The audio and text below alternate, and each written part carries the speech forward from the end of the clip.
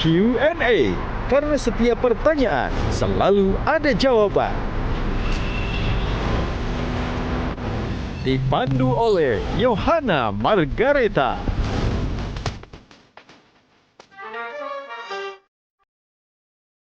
Dipersembahkan oleh Panelis kita hari ini. Jadi karena ada Rano Karno, siapapun yang jadi gubernurnya pasti menang. Nah, menurut Mas Pram gimana? Bagaimana pola komunikasi yang akan dibangun oleh Mas Pram dengan Presiden kita, Pak Prabowo Subianto? Bagaimana mengatasi tawuran-tawuran di beberapa tempat, misalkan di Manggarai. Tapi bukan cuma di Manggarai. Gimana kalau kelahi 1 lawan 1?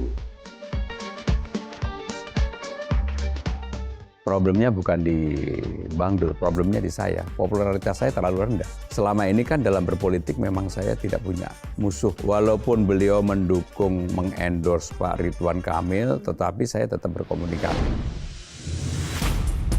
Gajah Duduk dipilih karena sudah lama hadir dalam mewarnai perkembangan berbusana di Nusantara dan telah melekat di hati lapisan konsumen secara turun-temurun. Perkembangan sarung sedemikian pesatnya, sehingga sekarang tidak hanya dikenakan oleh pria sebagai outfitnya, karena kain sarung Gajah Duduk menawarkan kenyamanan yang sesungguhnya serta tidak bisa dibandingkan. Hal ini sesuai dengan tagline kita, Legenda Nusantara, bahwa sarung adalah budaya kita, sarung adalah Indonesia. Halo semuanya, pemirsa apa kabar? Jumpa lagi dalam Q&A, program spesial Metro TV bersama saya Yohana Margareta. Karena setiap pertanyaan selalu ada jawaban. Nah, kali ini saya berada di rumah salah seorang politikus papan atas Indonesia yang kali ini akan siap membuat Jakarta lebih menyala. Ia penyuka nasi Padang dan ia berasal dari Kediri. Tapi nasibnya kini membawa dia harus mengutak-ngatik Jakarta agar lebih sip lagi. Nah, siapakah dia? Ini dia. Dan langsung saja kita akan sambut Gubernur Jakarta terpilih Mas Pramono Anung. Terima kasih Yohana. Makasih. Iya Mas Pram, terima kasih waktunya bersama Q&A menjadi bintang tamu spesial kami pada malam hari ini. Nah, sebelum nanti kita akan ngobrol-ngobrol dengan Mas Pram. Dan ini adalah pertama kali saya diwawancarai setelah dinyatakan sebagai Gubernur terpilih. Mas Pram, luar biasa sekali. Ini kesempatan yang juga kami tunggu. Selamat sekali lagi Terima kasih, Yohana. Terpilihnya dalam Pilkada DKI. Nah, ini yang menjadi penasaran banyak pihak, tapi jangan dijawab sekarang. Karena Mas Pram harus menjawab sejumlah pertanyaan secara cepat. Ini dari teman-teman nih, banyak pesan nih harus dijawab cepat. Apa sih pertanyaannya? Yang pertama, rendang atau tunjang? Rendang. Jakarta atau Kediri? Jakarta. Oh, kenapa nggak Kediri? Kediri bupatinya anak saya. Oh, tetap ada hubungannya ya. Ancol atau TMII? Ancol. Kenapa, Mas? Ya, Ancol masa depan Jakarta. Oke. Pop atau koplo? Ambyar? Koplo. Koplo! Lagu kesukaan apa, Mas? Denny Caknan, saya suka. Darboy juga suka. Darboy Geng. Mendung Tanpa Udan ya, Mas? Iya, salah satunya. Salah satunya. Oke. Anies atau Ahok? Dua-duanya. Dua-duanya. Kan harus memilih, Mas. Dua-duanya. Dua-duanya. Mas Pram, karena ini edisi spesial, jadi tidak ada box-box di sini. Karena Mas Pram adalah box itu sendiri yang penuh dengan topik-topik istimewa. Perasaan ketika mengetahui akhirnya memenangkan Pilkada Jakarta. Jadi Johanna, yang pertama ketika saya mulai diputuskan oleh Ibu Mega dan partai menjadi calon, itu elektabilitas saya 0,1%. Saya menyadari tanpa kerja keras nggak mungkin bisa mengejar itu. Maka saya dan Bang Dul, kemudian saya bilang sama Bang Dul, Bang, udah, problemnya bukan di Bang Dul, problemnya di saya. Popularitas saya terlalu rendah. Kenapa Mas Pram merasa popularitasnya rendah? Diukur dari apa? Saya terlalu lama tidak pernah mau muncul di ruang publik. Kenapa, Mas? Ya karena penjaga dapur Presiden. Saya kan 2 periode menjadi penjaga dapur utama Presiden. Sebagai penjaga dapur saya harus profesional. Maka hampir saya tidak mau diwawancarai. Hampir tidak pernah. Dan untuk itu konsekuensinya juga publik pasti tidak mengenal saya. Berbeda ketika saya menjadi sekjen partai, menjadi pimpinan DPR yang pada waktu itu hampir setiap hari ada di ruang publik. Nah, tapi saya juga meyakini bahwa yang pertama, saya ini punya pengalaman panjang, 25 tahun sebagai pejabat. Yang kedua, ketika Ibu Mega menjadi wakil presiden, menjadi presiden, saya kan menjadi sekretaris beliau pada waktu itu. Sekaligus menjadi jubir. Sehingga saya merasa bahwa saya mudah-mudahan dalam waktu 2,5 bulan atau sampai 3 bulan itu bisa mengejar itu. Maka kerja keras itu betul-betul kerja keras. Satu hari rata-rata 10 sampai dengan 12 titik setiap hari selama 3 bulan. Sampai saya udah nggak tahu rasa capek itu bagaimana. Karena ya yang ada adalah akhirnya semangat. Kenapa semangat? Karena saya melihat persoalan utama Jakarta adalah ketimpangan antara orang kaya dan orang miskin. Selama ini orang melihat Jakarta hanya misalnya Menteng, Kebayoran Baru, Sudirman, Tamrin. Tetapi sebenarnya yang lebih real itu yang ada di bawah, di masyarakat. Nah, ketika saya melihat mereka, saya benar-benar merasa 25 tahun jadi pejabat nggak ada artinya gitu. Artinya persoalan masyarakat yang kemudian membuat semangat. Membuat Padahal semangat. sebenarnya tidak terpikirkan untuk maju. Sama sekali enggak. Bahkan saya sudah mempersiapkan diri untuk pensiun. Karena dalam pikiran saya, anak saya sudah jadi bupati Kediri, cucu sudah 2, saya pengen punya waktu, quality time dengan keluarga. Karena selama ini memang saya pribadi terlalu panjang untuk bekerja keras, mulai dari muda ya. Sempat menyatakan menolak pada waktu Berkali-kali. itu. Berkali-kali. 5 kali saya menolak. Dan tapi yang dipilih adalah Mas Pram. Ya mungkin karena Bu Mega dan juga yang lain-lain merasa bahwa selama ini kan dalam berpolitik memang saya tidak punya musuh personal politik. Saya bisa diterima oleh siapa saja. Termasuk ketika kemarin maju, Mas Pram juga sowan ke Pak Jokowi juga Saya berkomunikasi semuanya, ya? bahkan saya 3 kali ke Pak Jokowi minta izin untuk maju. Sudah ada respon dari Pak Jokowi dengan kemenangan Mas Pram ini? Oh iya, saya pasti berkomunikasi. Karena saya Apa respon beliau? walaupun beliau mendukung, mengendorse Pak Ridwan Kamil, tetapi saya tetap berkomunikasi dan saya sampaikan, dan beliau menyampaikan, ya selamat. Gitu ya. Tetapi yang paling utama adalah bagi saya ini walaupun orang tidak memilih, tidak mendukung saya, bagi saya nggak ada persoalan apa-apa. Saya tetap berkomunikasi dengan baik. Termasuk dengan ketua-ketua umum, bahkan dengan calon-calon yang lain pun saya berkomunikasi dengan baik. Hubungannya baik ya sebenarnya ya? Makanya saya menyampaikan bahwa politik saya adalah politik yang gembira, dan dalam Pilgub ini saya tidak merasa pasangan nomor 1 maupun nomor 2 itu sebagai lawan politik saya. Saya merasa bahwa lawan saya adalah diri saya sendiri. Nggak boleh malas-malesan, harus lebih kerja keras, harus mau tampil di ruang publik, harus mau keliling, harus mau ke rakyat, ke gorong-gorong, belanja masalah. Itulah yang real yang saya lakukan. Nah, otomatis apa yang Mas Pram lakukan ini kan bertolak belakang dengan cita-cita awal yang pengen berdiam diri dan pensiun.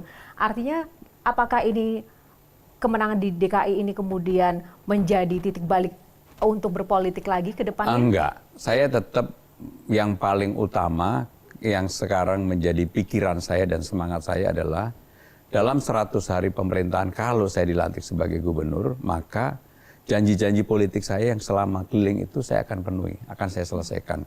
Terutama menyangkut kartu Jakarta Pintar, kartu Jakarta Sehat, Jumantik, Dasawisma, difabel, lansia. Inilah persoalan real yang ada di masyarakat. Nah, ada juga persoalan-persoalan di luar itu, misalnya persoalan Kampung Bayam, Tanah Merah, akuarium.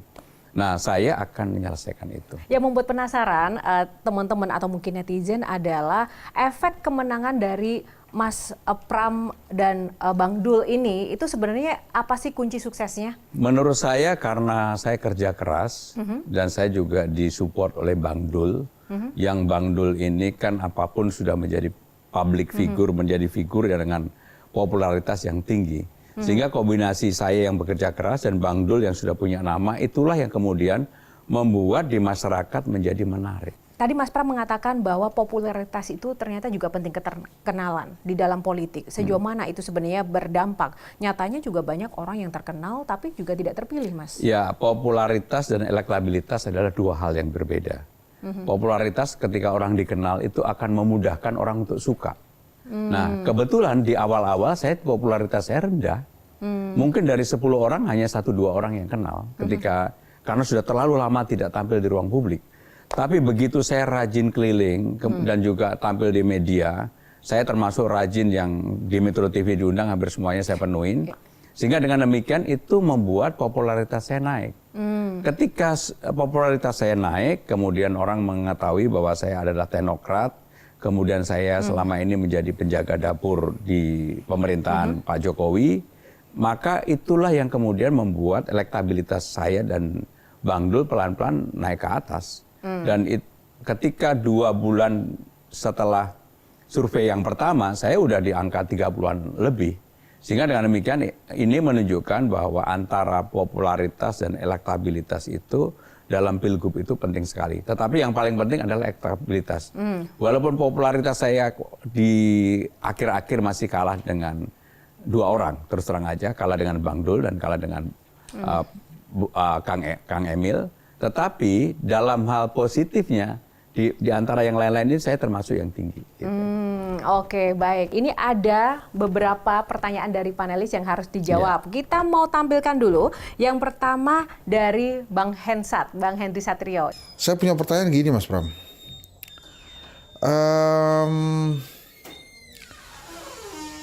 Banyak yang mengatakan bahwa kehadiran Mas Pram di Pilgub Jakarta ini sebetulnya bukan cuma blessing dari Bu Mega saja, tapi ini ada blessing dari Pak Prabowo dan Pak Jokowi. Bagaimana dengan desas-desus itu, Mas Pram? Apakah benar atau tidak? Ya, dijawab. Benar nggak, Mas? Yang pertama, keputusan saya maju 1000% yang memutuskan adalah Ibu Megawati. Tapi secara profesional, saya 3 kali meminta izin kepada Pak Jokowi.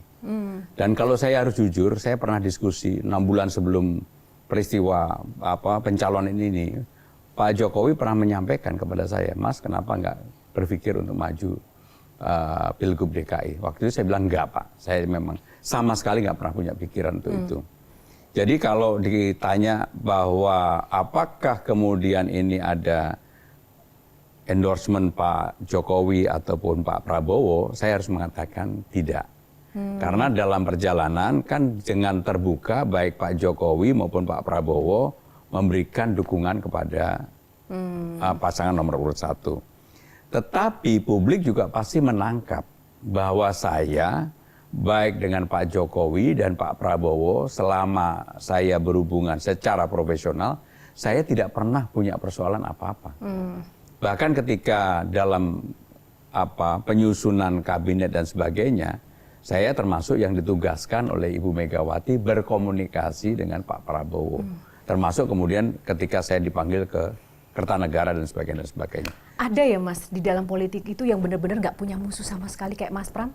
Ya saya nggak tahu, saya selama ini merasa nggak ada musuh sama sekali. Karena saya menikmati apa yang saya nikmati. Walaupun mungkin hubungan Pak Jokowi dengan PDIP dan Bu Megawati renggang begitu, posisi Mas Pram? Ya kan saya ngalami 8 bulan ketika proses Pilpres kemarin. Saya tetap bekerja secara profesional. Saya sebagai Menteri Sekretaris Kabinet, saya tetap bekerja profesional, tetap menyiarkan apapun yang dibutuhkan Presiden sebagai kepala pemerintahan. Oke, nah sekarang kita ke panelis selanjutnya.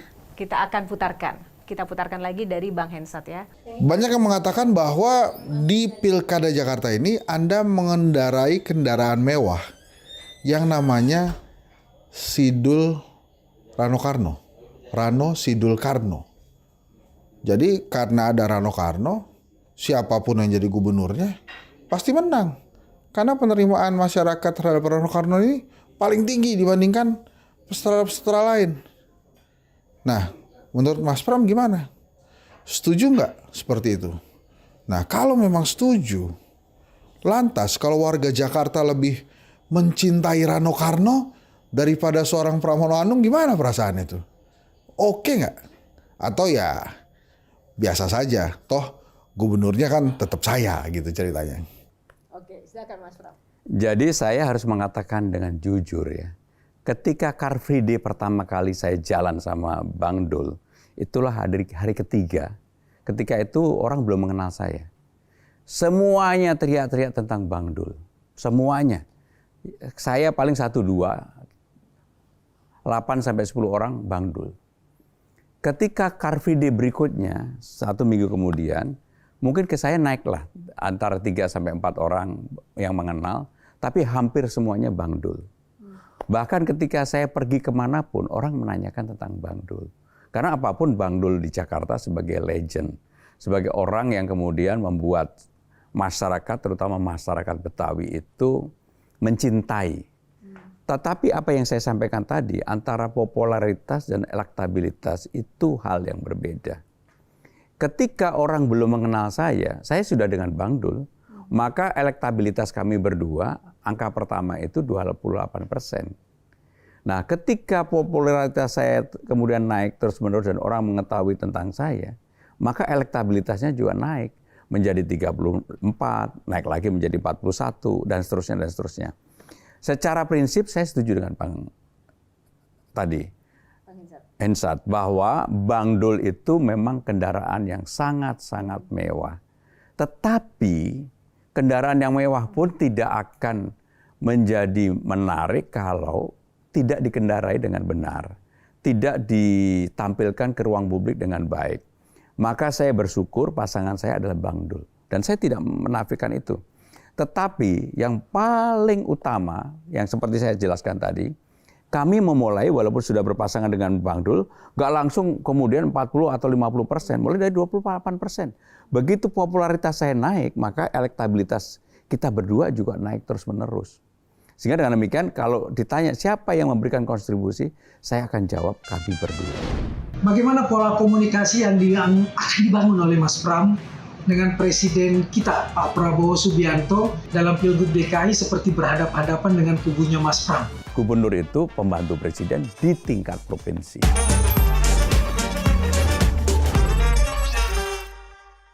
Dipersembahkan oleh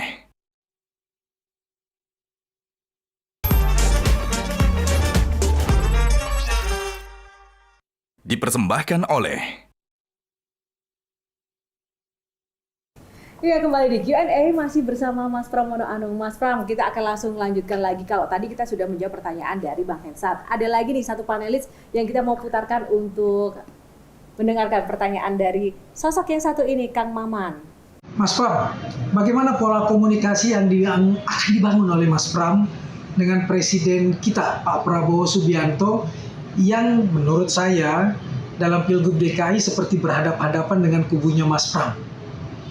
Akankah ada tarik ulur seperti halnya atau tegang-tegangan seperti halnya ketika Pak Anies menjadi Gubernur DKI dan Presidennya Pak Jokowi, atau ada pola komunikasi lain yang akan ditampilkan oleh pasangan Pramono Anung dan Bang Rano Karno?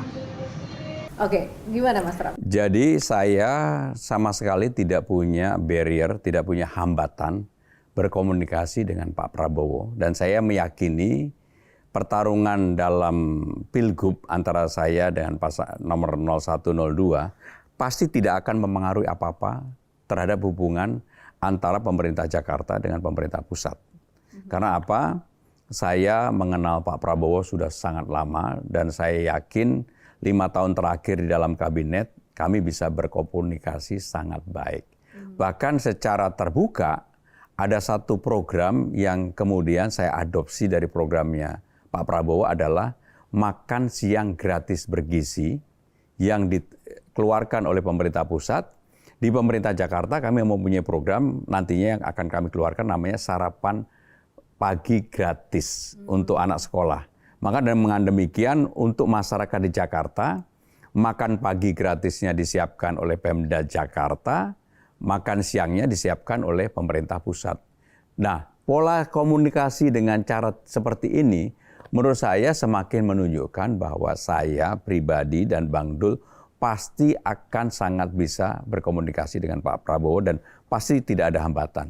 Ya, artinya bisa langsung tegak lurus ya. Berarti ini juga kemudian mematahkan anggapan bahwa walaupun beda kubu bukan berarti itu kemudian tidak saling mendukung ya secara sistem pemerintahan. Jadi ada 152 kata, kebetulan saya kan hafal karena undang-undang. Di dalam undang-undang yang mengatur hubungan antara pemerintah pusat dan pemerintah provinsi atau kota kabupaten, yang namanya pemerintah provinsi kota kabupaten itu harus taat, tunduk, patuh kepada pemerintah pusat. Nggak ada ruang. Dan pemerintahan Indonesia adalah sistemnya adalah presidensial. artinya presiden yang tertinggi. Gubernur itu pembantu presiden di tingkat provinsi. Itu dia.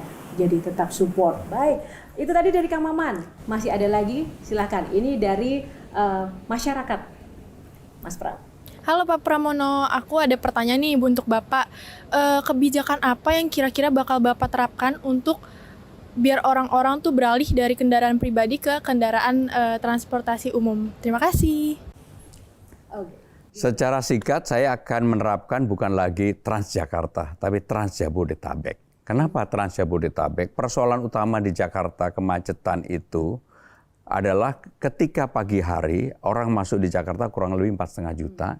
Sore hari orang keluar dari Jakarta 4,5 juta. Dan mayoritas sebagian besar menggunakan kendaraan pribadi. Itulah kemacetan terjadi. Padahal di jam-jam mulai dari jam 10 pagi sampai dengan jam 3 sore, semua transportasi publik itu kosong. Hanya 24% digunakan. Ini menunjukkan bahwa orang banyak menggunakan kendaraan pribadi, apakah itu mobil atau motor, ke Jakarta ketika mereka bekerja, mobil atau motor itu kemudian diparkir. Baru kemudian mereka akan pulang dengan menggunakan hal yang sama. Maka saya akan menggunakan sistem yang disebut dengan Transjabodetabek. Orang setengah kita paksa. Dari yang namanya Bogor, Bekasi, Depok, Tangerang, Tangerang Selatan untuk naik transportasi publik. Maka akan ada 15 golongan yang kita gratiskan. Di antaranya adalah ya TNI, Polri, ASN, termasuk media dan macam-macam. Pokoknya intinya kita gratiskan supaya orang naik transportasi publik dari sejak awal di rumahnya. Kalau saya tinggal di Bekasi, maka kami akan menyiapkan yang namanya Jaklingko. Jaklingko lah yang kemudian akan mengatur ada tempat yang namanya ride and park, orang untuk parkir seperti di negara-negara maju, mobilnya 500 meter dari rumah atau motornya diparkir di situ. Orang menggunakan Jaklingko atau langsung naik LRT, MRT, ataupun Transjabodetabek tadi ke Jakarta. Dan kalau itu dilakukan, maka penurunan orang menggunakan kendaraan pribadi akan semakin besar. Selama itu bisa dipaksakan. Butuh waktu berapa lama, Mas Pram? Karena kan butuh infrastruktur juga. Jadi infrastrukturnya harus dari awal, 2 tahun pertama itu dikerjakan untuk menyiapkan yang tempat-tempat yang disebut dengan ride and park. Karena negara-negara maju dimanapun, di Beijing, di Shanghai, di New York, harus ada tempat itu. Dan kalau itu bisa dilakukan, maka polusinya menurun, transportasi orang menggunakan transportasi pribadi juga menurun, orang akan menggunakan transportasi publik. Pertanyaannya, apakah Jakarta siap untuk itu? Saya harus jawab dengan jujur, belum siap 100%. Tapi angkanya sebenarnya udah tinggi. Konektivitas di Jakarta sudah 82%. Terhadap KRL, MRT, LRT, Transjabodetabek yang saya katakan tadi, kalau itu bisa dilakukan, mudah-mudahan orang menggunakan kendaraan pribadi bisa turun drastis. Sehingga polusinya berkurang, kemacetannya berkurang, dan contohnya di mana? Beijing seperti itu, Shanghai seperti itu, negara-negara yang dengan kepadatan yang kurang lebih sama di Jakarta, mereka sudah menggunakan sistem itu. Saya harus ranking 1, saya harus sekolah pinter, saya harus menerima beasiswa. Jadi dari SMA pun saya sudah menerima beasiswa. Kang Pram ini lebih bandel dari saya.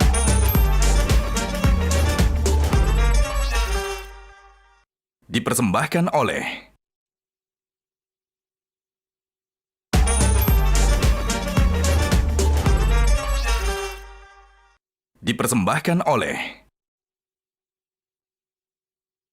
Mas Pram, sebenarnya kan tadi kembali pada janji-janji tentang Jakarta. Kita melihat bahwa Jakarta sekarang statusnya oke DKJ, tapi ibu kota kita nanti akan di IKN. Ya. Itu akan mengganggu tidak pemerintahan Mas Pram secara sistem dan administrasi? Ya, di awal pasti akan ada penyesuaian. Tapi Pak Prabowo sendiri sebagai presiden sudah menyampaikan, mengatakan bahwa di tahun 2028 rencana perpindahan akan dilakukan. Nah selanjutnya, ini dari Mbah Tejo, sahabatnya Mas Pram. Sahabatku. Oh, sahabat, dari sejak kapan sama Mas? Dari ITB, sama-sama.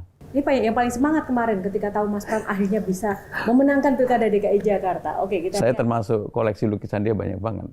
Oh, Mbah Tejo koleksi lukisannya Mbah Tejo ya. 15 juga ada.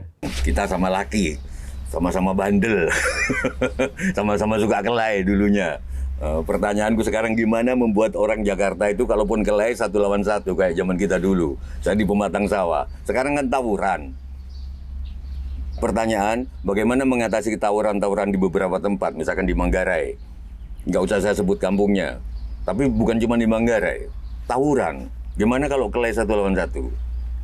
Seperti zaman kita dulu. Atau jangan-jangan Kang Pram ini lebih bandel dari saya. Karena orang kalau bandel itu dikasih anak perempuan semua biasanya, cowoknya. Kang Pram anaknya cowok cewek. Yang satu berprestasi di Amerika, yang satu jadi bupati. Oke, silakan Mas Pram. Jadi saya berteman dengan Sujiwo Tejo ini cukup lama. Memang agak aneh dan nyentrik lah.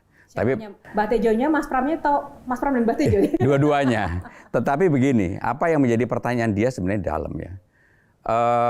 Orang berantem, berkelahi, dan sebagainya, tawuran, itu artinya tempat untuk ekspresi bagi anak-anak itu belum terwujudkan dengan baik.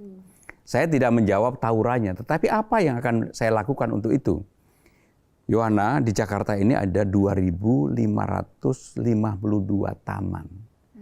Dan pasti kamu nggak tahu, taman-taman di Jakarta ini rata-rata hampir semuanya jam 6 sore harus ditutup. Padahal kebanyakan orang Jakarta baru pulang dari kantor, pulang dari kerja dan sebagainya itu jam 5 atau jam 4 sore. Kenapa kemudian ditutup? Kalau saya nanti jadi gubernur, maka taman-taman di Jakarta yang tidak termanfaatkan secara baik, saya akan buka 24 jam. Dan di taman itulah kemudian kita atur adanya lighting yang baik, CCTV-nya ada, PKL-nya diatur, orang boleh berekspresi di sana, tempat untuk curhat orang dengan keluarganya, tempat untuk bertemu. Karena di negara maju di mana aja, orang ke taman itu rata-rata bukan di siang hari, tetapi malah di malam hari atau di pagi hari. Tapi secara culture atau budaya mindset masyarakat sudah siap belum, Mas Pram? Karena kan taman itu ditutup karena satu faktor keamanan, yang kedua nanti dipakai para remaja buat pacaran. Ya kan gini, kalau pacarannya selama masih dalam norma-norma yang bisa dijaga, makanya kenapa banyak CCTV dan tentunya diatur secara baik, dan PKL-nya juga ada di sana, diatur secara baik. Saya yakin itu tempat untuk ekspresi. Karena di Jakarta ini orang menjadi stres karena apa? Ruang ekspresinya sangat terbatas. Terutama kepada Gen Z dan Gen milenial ini. Mereka kan larinya ke gadgetnya. Padahal mereka apapun tetap membutuhkan ruang untuk berekspresi. Jadi saya akan menciptakan itu. Dan saya meyakini kalau ruang ekspresi ini semakin besar, semakin banyak, maka tingkat stresnya juga semakin rendah.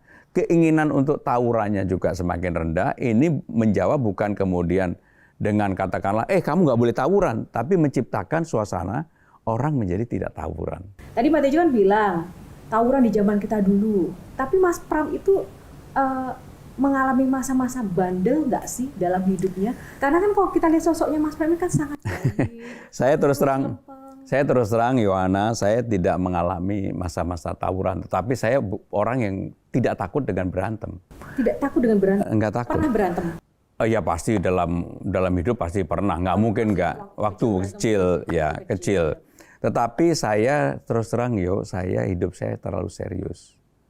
Bahkan dari SD sampai SMA, saya itu nggak ranking 1, cuma kelas 5 SD. Kalah sama cewek namanya Eming Saryoni. Saya karena kalah sampai hari ini pun nama Eming Saryoni itu saya ingat dalam hidup saya. Sampai ingat. Memangnya seperti apa itu? Karena saya hampir semuanya juara 1 di kelas. Boleh kamu cek ketika saya ambil S2 di UGM, nilai saya A semua, straight A. Ketika ambil S3, PhD, doktor di Unpad, nilai saya juga A semua. Dan ketika saya di ITB, saya itu ketua himpunan, itu tingkat fakultas, tapi juga ketua Dewan Mahasiswa, kayak ketua BEM-nya. Saya ketua Dewan Mahasiswa ITB, sehingga memang hidup saya dari dulu adalah serius, tetapi saya bisa main basket, saya bisa main bola, gitu. Idaman sekali ya. Mas. Oh iya. Tunggu, menarik. Oh iya, memang menyadari kalau... Menyadari. Contohnya digandrungi. Dulu pacar pasti lebih dari 1 lah. Dalam sekali waktu? Ya kadang-kadang. Enggak, jadi sadar itu digandrungi ya. Padahal serius gimana cara? Karena gini, saya dulu waktu di ITB, di awal-awal kuliah di ITB, saya juga sambil ngajarin anak-anak SLTA untuk belajar. Oh, jadi tebar pesonanya di anak-anak SMA begitu. Ya pokoknya begitulah, sambil cari uang. Oke, menarik sekali. Tapi Mas Pram, dari semua kelebihan dan keseriusan itu akhirnya menjadikan sosok Pram yang seperti ini begitu. Cita-citanya tapi apa sebenarnya dari awal? Waktu saya SD sampai SMA, cita-citanya jadi dokter. Bayangannya hanya jadi dokter karena saya dari keluarga sederhana. Jadi dokter cepat bisa dapat duit, membantu bapak ibu dan membantu keluarga. Itu tujuan awalnya. Tapi begitu saya kelas 3 SMA, dulu saya diterima di IPB tanpa tes. Tapi saya melihat bahwa IPB Bogor tidak membuat saya tertantang. Akhirnya saya mendaftar dengan tes, diterima di ITB. Nah, ketika mendaftar itulah saya baru berubah cita-cita di situ. Dalam hati saya bilang, saya pengen masuk teknik pertambangan supaya dapat duitnya gampang, kerjanya di Pertamina, di selam bersih, pasti gajinya gede, bisa membantu keluarga. Jadi intinya saya lebih pada bagaimana bisa membantu keluarga. Oh begitu, memangnya seperti apa sih Mas Pram situasi di masa kecil? Mas Pram bilang Bapak saya guru, anaknya 7. Tapi alhamdulillah 7-7-nya S1-nya selesai semua. Kesusahan apa yang pernah dialami? Jadi saya harus ranking 1, saya harus sekolah pinter, saya harus menerima beasiswa. Jadi dari SMA pun saya udah menerima beasiswa. Di ITB pun saya menerima beasiswa 2. Untuk apa? Survive dalam hidup. Karena kan nggak mungkin kakak saya juga kuliah, adik saya juga kuliah. Saya harus mandiri untuk itu. Maka saya terbiasa untuk hidup itu kerja keras gitu. Dari bapak atau ibu, siapa yang paling berperan dalam hidup karir Mas? Kalau untuk karir saya merasa ibu, karena doa ibu. Karena saya sangat dekat dengan ibu. Pesan ibu apa sih kepada Mas Pram yang menjadi pegangan sampai pesan ibu itu saya deliver ke anak saya. Jadi nama baik itu penting sekali, hal yang utama. Maka kamu jangan membuat nama keluargamu tidak baik dengan tindakan misalnya korupsi atau apapun, dan itu saya pegang banget. Termasuk ke anak saya hal yang sama. Sehingga saya wanti-wanti kepada anak saya yang namanya Dito, menjadi bupati. Kamu sekarang udah menjadi bupati, jangan pernah sentuh hal yang berkaitan dengan itu. Dan boleh dicek, mudah-mudahan apa yang jadi nasihat saya dia jalankan. Kalau misalnya Bapak Ibu melihat Mas Pram sekarang, kira-kira beliau akan seperti apa ya Mas perasaannya Mas? Nanti saya melo loh. Saya juga jadi melo nih. Nggak, intinya begini, saya adalah orang yang bersyukur dan saya dengan ibu saya itu sangat dekat. Saya sampai ibu meninggal itu mulai dari saya punya telepon maupun sebelum punya telepon, setiap hari saya telepon ibu saya. Apa pesannya untuk kita tentang pentingnya kemudian berkomunikasi dengan? Jadi saya orang yang bukan ngoyo terhadap keadaan maupun jabatan. Yohana boleh dicek, saya nggak pernah minta jabatan kepada siapapun. Termasuk kepada Ibu Mega, termasuk kepada Pak Jokowi, termasuk jadi gubernur ini pun saya nggak pernah minta. Tapi saya memang terbiasa untuk bekerja keras. Jadi itu yang membuat kemudian kenapa mungkin warga Jakarta ini kasihan sama saya. Mungkin. Karena orang yang pagi, siang, sore, malam keliling nggak berhenti-berhenti. Mungkin mereka kasihan lihat saya. Makanya saya dipilih melebihi yang lain. Apakah Mbak Hani memang rezekini, dan kalau nggak ada Mbak Hani, Pram nggak jadi apa-apa? Jadi saya ini dari dulu, dari muda, hampir 95% uang saya atau hasil apapun yang saya peroleh, semuanya ke istri.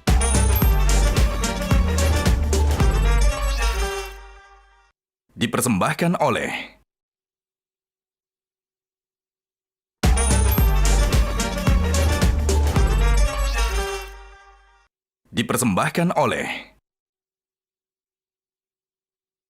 Halo Pak Pramono, jadi aku punya pertanyaan nih Pak.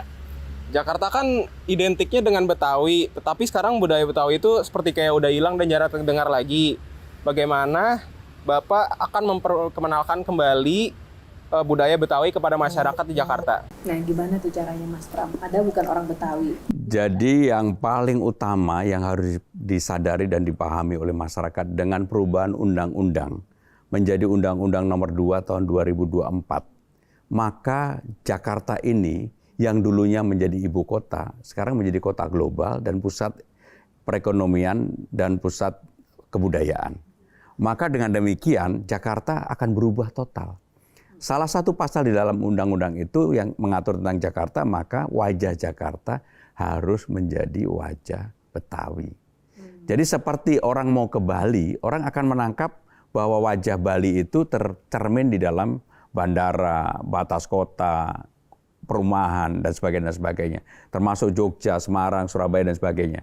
Selama ini karena Jakarta sebagai ibu kota, wajah Betawinya nggak ada. Jakarta adalah wajah dari seluruh Indonesia.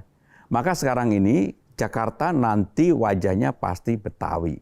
Kalau saya jadi gubernur, kalau yo datang ke tempat saya pagi-pagi, nggak lagi saya kasih teh atau kopi, pasti bir peletok gitu. Itulah yang akan merubah wajah Betawi. Termasuk tetapi harus diakui dengan jujur, beberapa hal tentang kebetawian ini harus dikurasi dengan baik. Contohnya. Mulai kapan nih Mas tapi undang-undangnya udah jalan. Begitu saya menjabat, saya akan menjalankan kita itu. Kita semuanya akan sowan ya ke Gubernur Jakarta nanti bulan Februari ya. Dan saya kasih bir peletok. Yeay, oke. Lanjut. Jadi orang misalnya kalau menerima tamu kebudayaannya palang pintu dan sebagainya yang sekarang ini kan terlalu lama. Palang pintu itu pantunnya bisa 10 menit. Saya bilang enggak. Menyambut tamu negara atau tamu siapapun dengan cara palang pintu enggak boleh lebih dari 2 menit. Termasuk silat-silat dan sebagainya. Dan harus dibuat lebih grande. Padahal tari-tari Jakarta itu kan progresif. Tarian Betawi itu kan progresif. Saya yakin termasuk kebaya encimnya itu termasuk menurut saya progresif. Dan itulah yang akan diperbaiki, dirubah, dikurasi, sehingga akan menjadi kebetawiannya itu sangat menonjol. Dan saya akan memakai itu. Termasuk wajah-wajah di pusat-pusat perekonomian kita, wajah Betawinya harus ada. Mas Pram, dari tadi kita ngobrol, apapun pertanyaannya, Mas Pram selalu bisa menjawab dengan sangat komprehensif. Apalagi tentang Jakarta. Memang sudah lama tahu tentang semua hal, atau berapa lama sih belajar tentang Jakarta sampai sedetil-detilnya? Ya saya ini selama 10 tahun penjaga dapur presiden. Pembahasan tentang Jakarta nggak mungkin nggak lewat saya. Sehingga detil pun tahu. Kalau kamu tanya hari ini, Yohana, berapa jumlah halte di Jakarta? Saya akan jawab dengan cepat, 252. Boleh dicek. Berarti sebagai orang yang ibaratnya kingmaker di dapur kokinya tentang Jakarta, Mas Pram kan tahu banget permasalahan Jakarta. Tahu. Pertama itu apa? Apa Mas? Yang utama Jakarta itu, sekarang ini ya, tergantung siapa yang melihatnya. Kalau saya, persoalannya tetap kemacetan, banjir, polusi. Itu persoalan klasik. Kalau saya menjabat, saya pengen diingat orang adalah orang yang berani mengambil keputusan. Karena saya nggak punya beban. Nah, ada satu sosok juga yang sering menyampaikan hal-hal positif tentang Mas Pram dan juga mendukung Mas Pram di akhir-akhir kemarin pemilihan atau pilkada. Sosok Anies Baswedan. Sejauh mana sih hubungan dan arti sosok Anies Baswedan bagi Mas Pram? Ya, saya mengenal Mas Anies ketika sama-sama aktivis. Saya waktu itu aktivis Bandung, dia Jogja. Cuma saya lebih senior. Ketika saya ambil S2, dialah menjadi puncak aktivis di Jogja. Nah, waktu itu saya mensupport dia. Ya, namanya aktivis kan perlu ada yang mensupport di luar sistem lah. Dan ketika anak saya lahir, Dito yang sekarang jadi Bupati Kediri, yang menunggu berdua sama Mas Anies. Jadi hubungannya dekat dari dulu. Cuma memang saya selama ini praktis dekat dengan banyak orang, tapi kan dalam bahasa Jawa saya kan nggak woro-woro memberitahu kepada publik gitu. Termasuk saya sampai hari ini masih sangat dekat dengan Pak SBY. Saya dekat dengan Pak Jokowi, saya secara pribadi dekat dengan Pak Prabowo. Karena saya yakin beliau-beliau pasti nggak punya barrier dengan saya. Satu lagi ini Mas Pram. Kang Pram, ini tentang Mbak Hani, Mbak Endang Nugrahani, istri Kang Pram, yang banyak bawa rezeki. Bahkan Kang Pram pernah bilang, kita harus mencintai istri karena rezeki suami ada di tangan istri, tepatnya ada di tangan Tuhan melalui istri. Menurut pepatah Jawa, cewek yang mengerjakan itu yang larapan Nilo Cendani ini agak lebar gitu loh, dan itu dipenuhi dan luruh pasemone. Jadi Mbak Hani itu memenuhi syarat-syarat itu. Satu, apakah Mbak Hani memang ngerjekeni, dan kalau nggak ada Mbak Hani, Pram nggak jadi apa-apa. Sama jadi kere kayak saya sekarang ini. Yang kedua, waktu rame-rame COVID, mungkin banyak yang tidak tahu, Mbak Hani itu dalam tanda kutip sudah meninggal. Dan itu tidak ada Pram. Kang Pram lagi tugas kemana, dirawat kalau nggak salah di Jogja, dan sudah dalam tanda kutip meninggal, dan Mbak Hani sudah mengalami peristiwa orang meninggal. Pertanyaanku, apakah banyak bisikan-bisikan dari Mbak Hani karena pengalaman kemeninggalannya dalam tanda kutip itu atas karir Kang Pram sekarang? Jadi saya dengan istri itu memang sangat dekat sekali. Dan saya merasa istri pasti mempunyai kontribusi yang luar biasa. Dan kebetulan Yohana, istriku itu telinganya itu kayak gini loh, kayak orang nyimpen duit gitu loh. Makanya saya yakin banget, jadi saya ini dari dulu, dari muda, hampir 95% uang saya atau hasil apapun yang saya peroleh, semuanya ke istri. Makanya saya julukin dia Bang Masil. Masuk langsung hilang. Tetapi istri saya adalah orang yang sangat hidupnya itu sederhana dan tirakat. Termasuk dalam banyak hal kepada anaknya maupun kepada saya. Dia mau melakukan apa saja dalam tirakat itu. Dia orang yang sama sekali, istri saya ikut campur dalam persoalan politik. Sama sekali nggak pernah. Tetapi ketika saya maju sebagai gubernur, dia mau tampil di ruang publik pertama kali. Baik itu di IG saya, di TikTok saya, dulu nggak pernah. Tetapi yang orang nggak tahu, selama saya maju sebagai calon gubernur ini, hampir setiap hari dia puasa. Dan itu yang menjadi kekuatannya. Hampir setiap hari dia puasa. Puasa setiap hari lebih dari puasa bulan Ramadan. Puasa terus. 2025 sebentar lagi, resolusi apa yang Mas Pram ingin lakukan ke depan sebagai pribadi? Jadi saya semakin menyadari bahwa hidup itu kalau kita sudah pada posisi yang seperti saya, tidak ada yang bisa direncanakan dengan baik dan benar. Saya mengalami, saya tidak pernah berkeinginan menjadi gubernur, tetapi saya sekarang terpilih menjadi gubernur. Yang ingin saya lakukan adalah apa yang menjadi janji politik saya, mudah-mudahan bisa saya penuhi. Terima kasih untuk waktunya. Yohana, makasih Sekali, dan kita tunggu nanti gebrakannya untuk menyalakan Jakarta lebih hebat lagi ke depannya. Salam juga untuk Bang Dul, dan semoga sukses dalam nanti amin. pemimpin baru untuk Jakarta. Dan pemirsa, terima kasih juga untuk kebersamaan Anda bersama Q&A Metro TV, dan semoga juga tayangan kali ini, episode kali ini menginspirasi Anda semuanya. Tak lupa kami juga mengucapkan terima kasih untuk Sarung Gajah Duduk yang sudah memberikan busana yang saya kenakan pada malam hari ini. Sarung Gajah Duduk legenda Nusantara yang ada tulisan Arabnya. Namun sebelum kita akhiri, ada sesuatu yang ingin kami sampaikan. Kami berikan tanda kasih, tanda cinta kita, tim Q&A untuk Mas Pram. Mas Pram, semoga ini terima kasih Yohana. Menjadi kostum dan busana jadi pemimpin Jakarta ya. Pasti akan saya pakai. Pasti akan saya pakai. Terima kasih. Satu lagi yang mungkin bisa dipakai pada malam hari ini, Mas Pram, boleh ya? Iya. Silahkan. Baik. Karena saya sering pakai kayak gini. Suka sarung. Makasih. Gimana teman-teman? Keren ya? Tepuk tangan, terima kasih Mas Pram. Makasih yo. Makasih. Metro TV.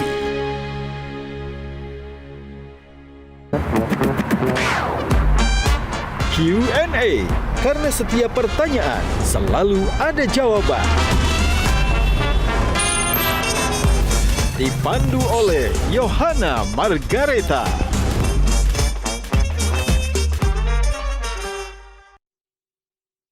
Dipersembahkan oleh Jelajahi cara baru mendapatkan informasi. Download Metro TV Extend sekarang.